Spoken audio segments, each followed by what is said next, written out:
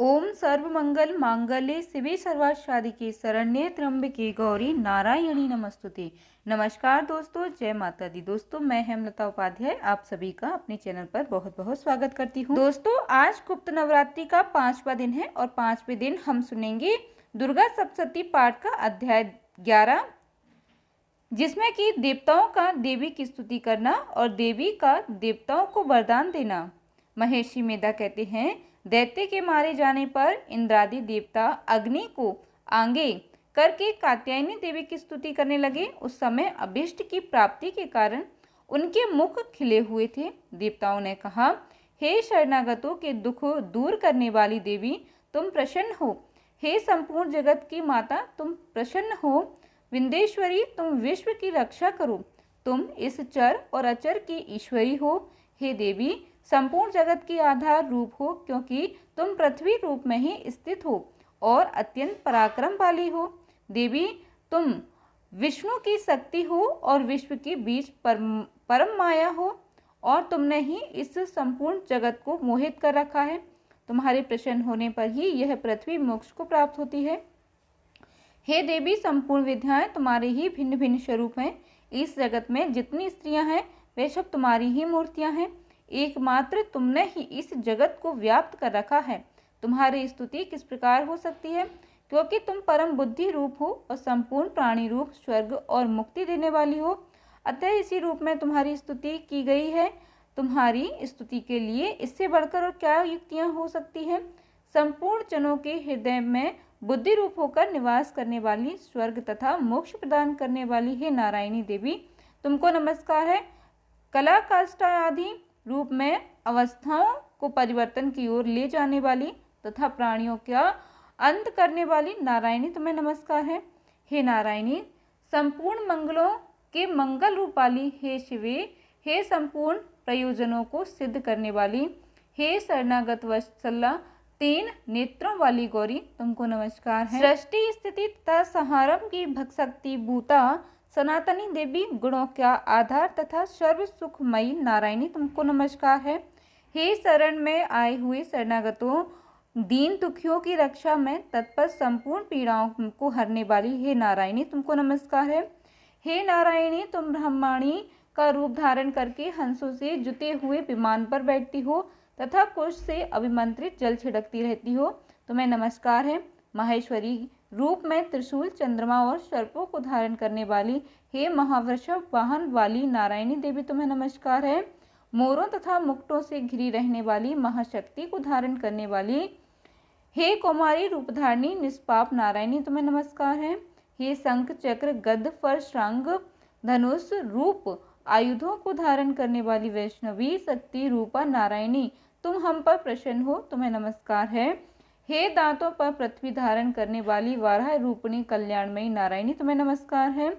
हे उग्र नरसिंह रूप में दैत्यों को मारने वाली, त्रिभुवन की रक्षा में संलग्न रहने वाली नारायणी, तुम्हें नमस्कार है। हे मस्तक पर किरीट और हाथ में महावज्र धारण करने वाली, सहस्त्र नेत्रों के कारण उज्ज्वल, वृतासुर के प्राण हरने वाली ऐन्द्रिय शक्ति हे नारायणी, तुम्हें नमस्कार है। शिवदूती स्वरूप से दैत्यों के महामत को नष्ट करने वाली हे क्रूर रूप वाली, हे महाशब्द वाली हे नारायणी, तुम्हें नमस्कार है। दानों के कारण विकराल रूप मुख वाली, मुंडमाला से विभूषित मुंड मर्दनी चामुंडा रूपा नारायणी, तुम्हें नमस्कार है। हे लक्ष्मी, लज्जा महाविद्या, श्रद्धा पुष्टि स्वधा ध्रुवा महारात्रि तथा महाविद्या रूपा नारायणी, तुमको नमस्कार है। हे मेधा सरस्वती, सर्वोत्कृष्ट ऐश्वर्य रूपिणी पार्वती महाकाली नियंता तथा ईश्वरूपिणी नारायणी, तुम्हें नमस्कार है। सर्वस्वरूप सर्वेश्वरी, सर्वशक्ति युक्त देवी, हमारी भय से रक्षा करो, तुम्हें नमस्कार है। हे कात्यायनी, तीनों नेत्रों से विभूषित, यह तेरा सौम्य मुख सब तरह के डरों से हमारी रक्षा करे, तुम्हें नमस्कार है।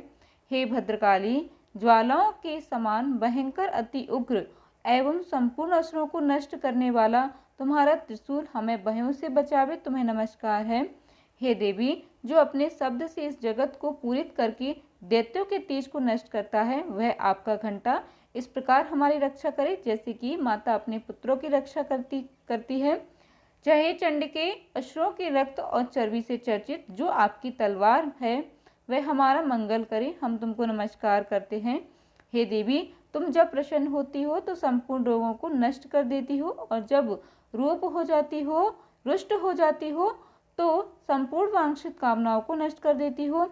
और जो मनुष्य तुम्हारी शरण में जाते हैं उन पर कभी विपत्ति नहीं आती, बल्कि तुम्हारी शरण में गए हुए मनुष्य दूसरों को आश्रय देने योग्य हो जाते हैं। अनेक रूपों से बहुत प्रकार की मूर्तियों को धारण करके इन धर्मद्रोही असुरों को तुमने संहार किया। वह तुम्हारी सेवा कौन कर सकता था? चतुर्दश विद्याएं, 60 शास्त्र और चारों वेद तुम्हारे ही प्रकाश से प्रकाशित हैं, उनमें तुम्हारा ही वर्णन है। और जहाँ राक्षस विषैले सर्प शत्रुगण हैं, वहाँ और समुद्र के बीच में भी तुम साथ रहकर इस विश्व की रक्षा करती हो। हे विश्वेश्वरी, तुम विश्व का पालन करने वाली विश्व रूपा हो, इसलिए संपूर्ण जगत को धारण करती हो। इसलिए ब्रह्मा विष्णु महेश की भी वंदनीय हो।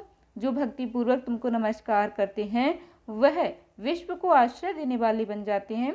हे देवी, तुम प्रसन्न हो और असुरों को मारकर जिस प्रकार हमारी रक्षा की है, ऐसे ही हमारे शत्रुओं से सदा हमारी रक्षा करती रहो।